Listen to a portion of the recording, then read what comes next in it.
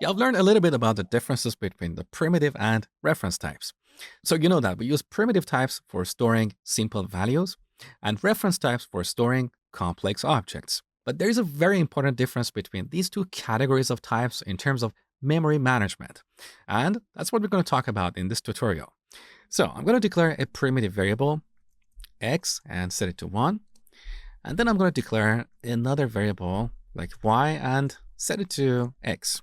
So in this example, we have two different variables, x and y, and these two variables are at different memory locations. So they're completely independent of each other. In other words, if I change the value of x, y is not going to get affected. Let me show you. So I'm going to update x to 2 and then print y. So SOUT tab y. Let's take a look. So run. As you can see, y is not affected because x and y are completely independent of each other. However, when we use a reference type, this behavior is different. Let's take a look. So I'm going to delete all the code here. In Java, we have a point class that is defined in this package, java.awt. So we press enter, and now we have this import statement on the top. Beautiful. Let's declare a variable like point1 and set it to new point. Here we can pass the initial values for x and y. So I'm going to pass 1 and 1. So IntelliJ automatically adds these labels, x and y. Now, just like before, I'm going to declare another variable, point2, and set it to point1. And this is where things get interesting. When Java runtime environment executes line 8, first it's going to allocate some memory to store this point object.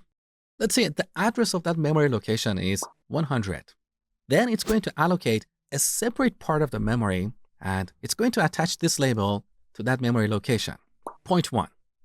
In that memory location, it's going to store the address of our point object. So this is the critical difference between primitive and reference types.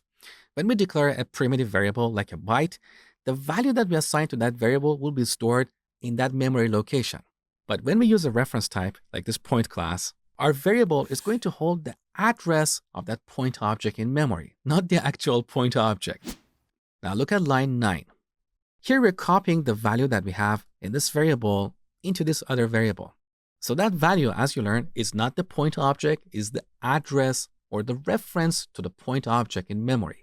That is why we refer to these types as reference types, because they don't store the actual values, they store a reference to an object somewhere in the memory.